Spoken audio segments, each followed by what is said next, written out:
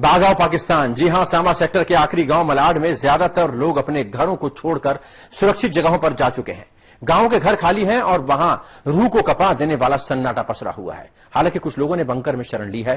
फिलहाल ये बंकर ही यहां के लोगों के लिए रक्षा कवच का काम कर रहे हैं।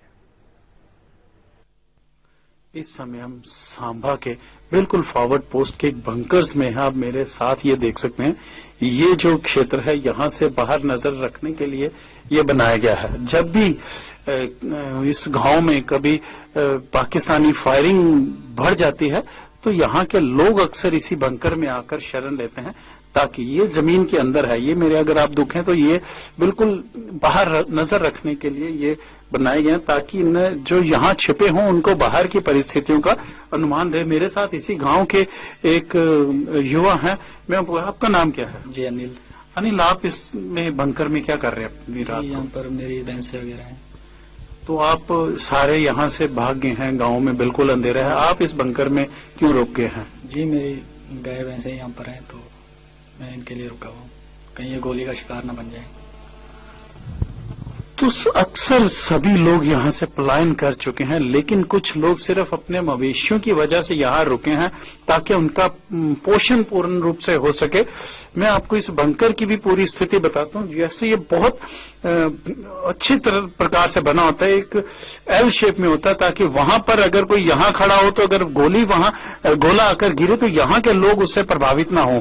मेरे साथ अगर आप बाहर आकर देखें तो ये बिल्कुल ऐसे हम बाहर जाने का रास्ता यहाँ से दिखा रहे हैं कि किस तरह ये जमीन के अंदर से बना हुआ है और हमें जमीन लेवल तक आने के लिए काफी ऊपर निकलना पड़ता है। तो अक्सर जब भी पाकिस्तान की तरफ से फायरिंग होती है तो यहाँ के लोग इन्हीं बंकर्स में शरण लेते हैं। और ये बिल्कुल फॉरवर्ड पोस्ट पर जो गांव है ये उन्हीं गांव वाले इसी में शरण लेते हैं। तो आप अनुमान लगा सकते हैं कि पूरे गांव में अगर आप देखें तो पूरी अंधेरा है। इन्हें स्पेशली हिदायतें दी गई हैं कि कोई भी रात को लाइट नहीं जगाएगा, क्योंकि लाइट जगाते ही पाकिस्तान यहां पर फायरिंग शुरू कर देता है और लोग अक्सर इसी बंकर में शरण लेते हैं। सांबा सेक्टर के बिल्कुल फॉरवर्ड पोस्ट से सुनील के साथ ज्योति पचनंदा। सीमा के आखिरी गांव के लोगों से मिलने के बाद समय की टीम ने सीआरपीएफ के जवानों से भी बातचीत की, जो रात के अंधेरे में हाड़ कपा देने वाली सर्दी और घने कोहरे में देश की सुरक्षा में सीमा पर सीना ताने तैनात हैं। पाकिस्तान लगातार हमारी सरहदों पर फायरिंग कर रहा है। रिहायशी गांव भी जो सीमावर्ती क्षेत्र हैं उन पर भी टारगेट किया जा रहा है और ऐसे में उनकी मंशा क्या है ये सब जानते हैं कि वो पाकिस्तान आतंकवादियों को घुसपैठ के लिए कवर फायर देता है और उनकी यही मंशा है कि किसी न किसी तरह अंतर्राष्ट्रीय सीमा से घुसपैठ को अंजाम दिया जाए और जो यहाँ पर आकर किसी न किसी तरह भारत में कोई उन घटनाओं को अंजाम दिया जाए जिससे भारत का काफी नुकसान हो। इसके चलते हुए यहाँ पर इस समय जो कि फायरिंग चल रही है उसके बावजूद यहाँ पर पुलिस का नाके लगे हुए हैं, पैरे हैं। रात के लगभग 2:30 बज चुके हुए हैं और ये देखिए किस तरह हमारी सरहदों के रक्षक गांवों में भी चौकसी बरत रहे हैं। आपका नाम क्या है सर? सर मेरा नाम रविंद्र कुमार। आप यहाँ पुलिस में हैं? जी सर। क्या इस समय किस ड्यूटी को अंजाम दिया जा रहा है? इस टाइम सर बात ऐसी है कि हालात बहुत खराब हो चुके हैं, तो बात यह है कि लोगों की सुरक्षा के लिए हम इधर लगे हुए हैं। कोई अनजान व्यक्ति मिलता है उसे पूछा जाता है कहाँ से आए हो, कहाँ जाना आपने।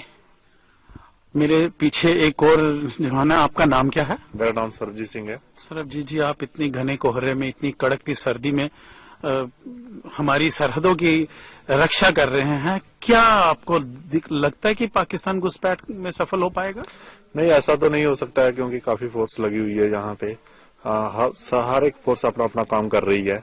जहाँ तक हो सके हम वहाँ तक अपना अपना काम कर रहे हैं। आप इस विलेज में क्या कर रहे हैं?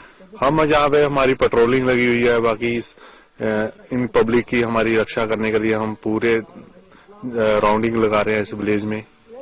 तो जिस तरह ये आप देख रहे हैं कि किस तरह पुलिस रात को 2:30 बजे भी इन गांवों की कड़कती सर्दी में एक चौकसी बरती जा रही है, सिर्फ इसलिए कि ताकि कोई घुसपैठिया यहाँ पहुंचकर हमारे देश को किसी तरह का नुकसान न पहुंचा सके। इस समय अंतर्राष्ट्रीय सीमा के इस साथ लगते गांव से सुनील के साथ ज्योति पचनंदा।